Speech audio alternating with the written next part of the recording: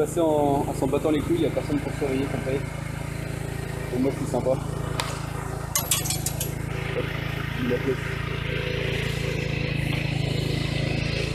Donc, en fait le passage sur les îles là c'est un parcours tout organisé.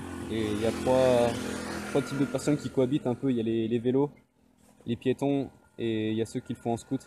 Genre moins de 125 cc. Si t'as plus de 125 cc, t'es obligé de prendre l'autoroute. Et en fait là, entre les lignes bleues, il y a tout le monde qui suit les lignes bleues, et c'est un parcours organisé, genre ça va pas tout droit comme un bourrin sur les ponts, mais ça fait des petits parcours qui passent entre toutes les îles. Et du coup c'est super sympa à faire, je conseille. Et il y a des péages un peu entre chaque pont, mais en général c'est gratuit pour les vélos et les piétons, mais pour les scouts faut tout le temps payer 50 yens. Et le deuxième pont, j'avais pas capté qu'il fallait payer. Comme il y a personne pour t'arrêter, je suis passé sans payer. Pas bien. Méchant. En fait, j'ai changé mon plan comme il était tôt. Je suis passé sur la deuxième île, la deuxième grosse île. Donc là, je suis arrivé. Et là, je vais foutre ma tente là-dedans. Et c'est trop la merde parce qu'il n'y a pas de. C'est du bois, il n'y a pas de place pour les piquets. Et moi, j'utilise plein de piquets normalement. Et donc, j'ai une bouteille d'eau de 2 litres. Et là, j'ai acheté des. J'ai acheté ça, des pains comme ça, et encore du pain. C'était à moitié prix. Là j'en ai pour 130 yens pour ces deux trucs. Et j'ai pris 4 strong, mais putain je suis dégoûté, celle-là elle a fui. Elle est à moitié vide. Et elle continue à pisser là, alors faut que je la boive. Je vais vite la boire là. Voilà, j'ai planté, et la prolixtante en fait elle a besoin de piquer normalement, donc moi j'ai mis du scotch. Ça c'est un peu moche comme ça, mais au moins ça tient. Genre ouais, faut utiliser un peu les poteaux comme ça derrière aussi. Voilà, très bien. Vous vous demandez peut-être pourquoi je vais sur des sites de camping plutôt que de dormir comme un vrai prolo à la sauvage. En fait, au Japon, c'est rempli de sites de camping gratuits. Et ils sont un peu cachés, mais il y a une carte sur internet qui les répertorie. Donc je la mets dans la description. Et sur cette carte, il y a aussi tous les onsen gratuits. En fait, ce qu'il y a, c'est comme je suis motorisé, bah, il suffit que je conduise 15 minutes et puis je peux aller sur un site de camping officiel. Et voilà, dans les sites de camping, bah, il y a des chiottes. Puis par exemple là, ils sont super propres. Parfois, il y a des douches, il y a de l'eau pour me brosser les dents. Puis surtout, l'argument principal, c'est que je peux me faire des copains. Mon premier camping pas sauvage que j'ai fait en novembre, au mois de novembre, le seul camping que j'ai fait d'ailleurs au Japon pas sauvage jusqu'à présent. Et bah, quand je suis arrivé, il y avait 2 Japs et je me suis fait copain avec eux. Et donc j'avais passé la soirée auprès du feu et puis ils avaient partagé toute leur bouffe avec moi. Et c'était génial. Là j'ai pas encore de copains, mais je bois un petit peu, ça va peut-être aider. Tout à l'heure j'ai un peu parlé avec mes voisins, on comparait nos motos pour voir qui c'est qui a la meilleure. Puis voilà, sur les sites de camping il n'y a pas de stress, genre cacher la moto, essayer de pas être visible. Genre ça, c'est stressant de chercher où c'est que tu vas pouvoir te mettre, tu dis non pas là, pas là, pas là. Tu cherches dans les petites rues, c'est casse-couille. Là j'ai pas à réfléchir, genre je vais direct sur les sites. Enfin j'exclus pas de faire du camping sauvage, mais j'en ai pas vraiment besoin. Je sais pas, là c'est pas sauvage mais quand même c'est quand même vachement beau je trouve. Et par contre les gens qui pêchent là-bas ils me donnent trop envie, j'ai trop envie de m'acheter une canne à pêche et de pêcher. Parce que là je me fais un peu chier. Je peux pas trop utiliser mon téléphone parce que j'ai besoin de garder ma batterie pour Google Maps. Et pour faire des vidéos aussi. Et ouais, je peux pas traîner sur JVC sur mon téléphone, donc j'ai pas grand chose à faire. J'aimerais bien avoir une canne à pêche. Ou alors juste acheter un fil de pêche et comme ça il suffit que je trouve un bambou ou quoi et je peux m'en fabriquer une. Je pense que je vais faire ça, ouais. Ah, il est 7h30 du matin là, donc j'ai remballé la tente et je vais repartir. Franchement ça faisait trop du bien de dormir en entendant la mer. Ça me fait penser un peu à la Thaïlande, là, toutes les petites îles comme ça.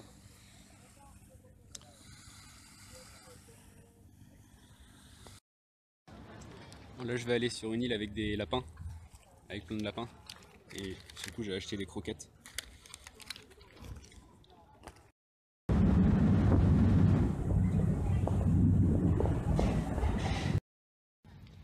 Là ça pue la défaite, là je suis arrivé et du coup j'allume mon moteur, je commence à partir avec ma moto par là-bas tranquille. Et là il y a le policier qui est là-bas là, qui m'a couru après, qui m'a fait non interdit de conduire ici. Alors j'ai payé plus cher pour amener ma moto mais je peux pas la conduire, je suis obligé de la laisser au port. C'est débile, je suis dégoûté.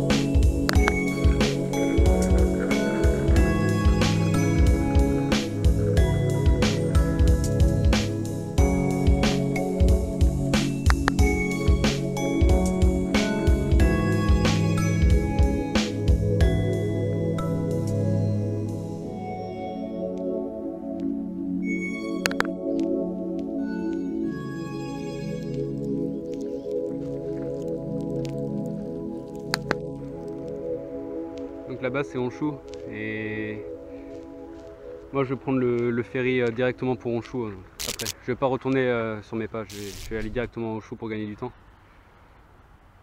Et après on va voir jusqu'où je peux aller aujourd'hui. J'aimerais bien aller à Tottori, mais j'ai pas été encore. Donc, sur le coup c'est pas grave que je me sois trompé et que j'ai pris la moto sur le ferry parce que je repasse pas par là où j'étais, donc fallait que je mette ma moto dessus dans tous les cas. Voilà.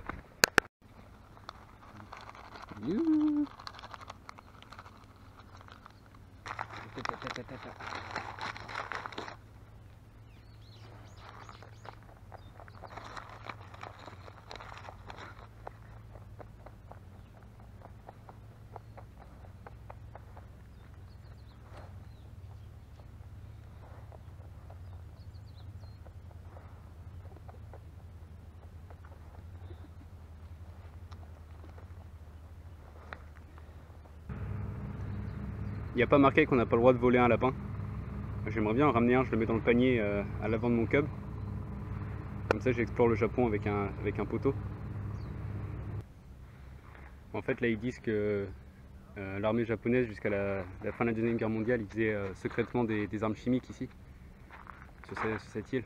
Et genre ça c'était un des réservoirs. Après quand il y a les Américains qui sont arrivés, ils ont tout démonté.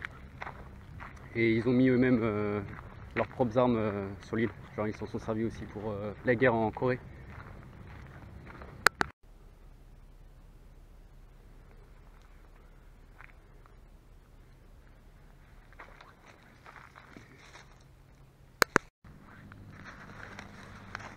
Donc le ratio que j'ai trouvé, c'est 3 pour les blancs, 1 pour les négros, genre lui, et 2 pour les arabes.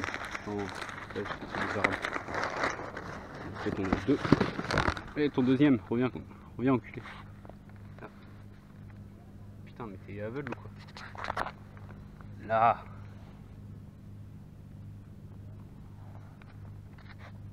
Le négro, ce qui est bien, c'est qu'il a compris qu'il en aurait qu'un. Et il essaie même pas d'en choper un deuxième.